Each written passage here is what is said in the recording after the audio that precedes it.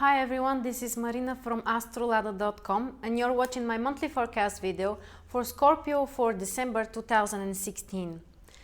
Before that, I just want to invite everyone to check out my astrological calendar for 2017, which is based on the heliacal phases of the planets. In this calendar, you will find an information day by day about the status of the planets, and in this way you can be really prepared for the year and get the best out of it. So on the 2nd of December, we have Mercury entering Capricorn, which for you will be in your 3rd house. And this transit is very positive because Mercury is the traditional ruler of 3rd house. So when it transits this house, its influence is very positive and can be very productive.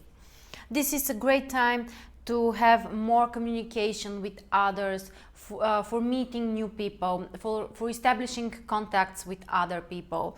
Also, that's a great transit for some kind of short trips, or also for receiving an important information, for having negotiations, for some kind of education even. This is especially positive transit for people whose work is related with 3rd house and Mercury, and it's everything related with speaking, communicating with others, working with information, the area of technologies, also tourism, selling, marketing. This transit is very productive for these areas of your life.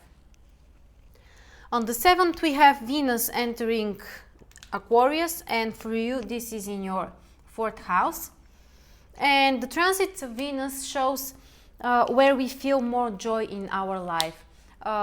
Usually the events happen really smooth in this area of our life. There are more pleasant experiences, some positive emotions, and for you this transit will be related with your home atmosphere, with your communication with family members, interaction with parents or children. You can just be able to have more harmony in your home or in the place where you live. On the 14th, we have a full moon, which is on the 23rd degree in Gemini and Sagittarius, which for you falls in 8th and 2nd house. And the full moons actually define the periods when we need to separate with something. This can be something that is no longer useful for us, like a habit or something material even, or something related with our plans. And in this case, it's related with your finances, with your resources, even with your health, with your physical balance, physical strength. And also the full moon can show a time when there can be a culmination in the area of your life. So this can be a time when you may need to spend some money on something, or to clean some old bills, just to set free from some kind of financial obligations. Also, this can be an important lunation regarding your health. You can set free from some kind of unhealthy habit. You can start a new therapy, or just try to improve your health in some way. After that, on the 19th, we have Mars moving to Pisces, which for you is in 5th house. And the transits of Mars last around 2 months, which means that for the next 2 months Mars will be in your 5th house.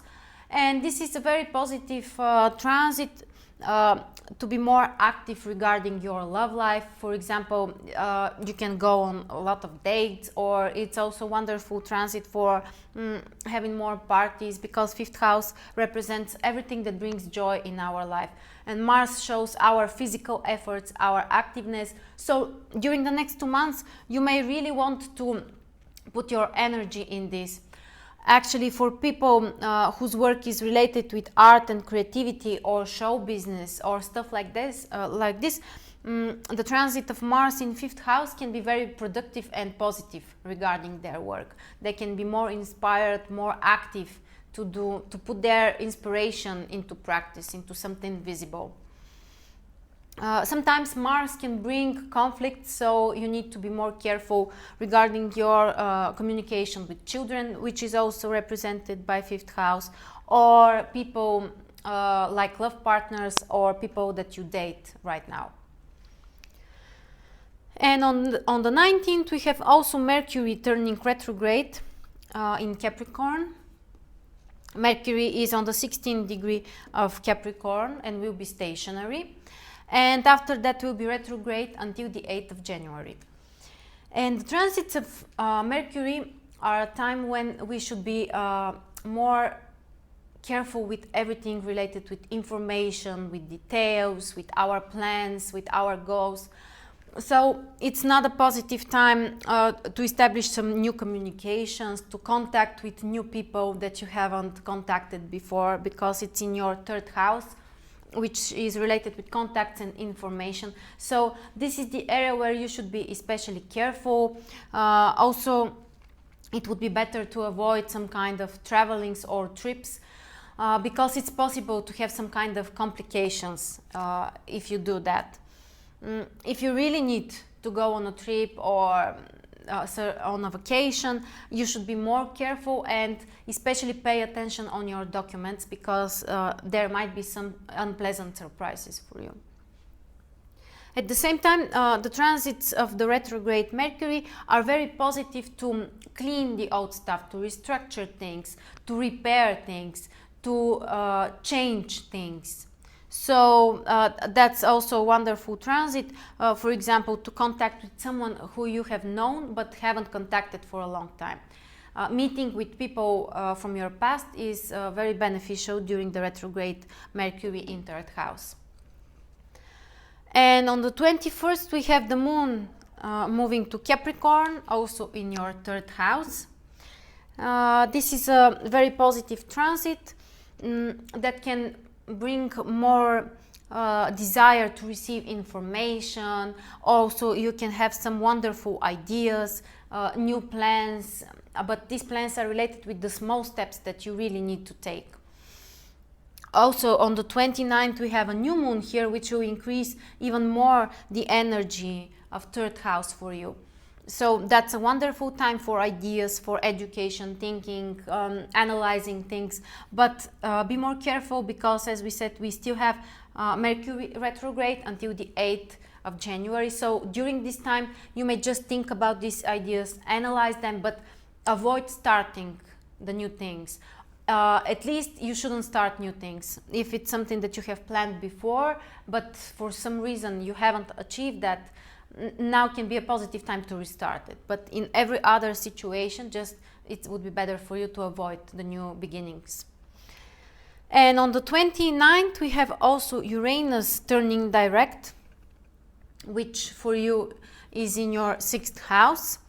This is Aries actually is not making a major aspect with your sign, which means that this transit may not influence you very strong, but anyway, you should be more careful regarding your health. Sometimes Uranus, when it's very strong, it can bring some unexpected situations, or also there might be some surprises related with your work.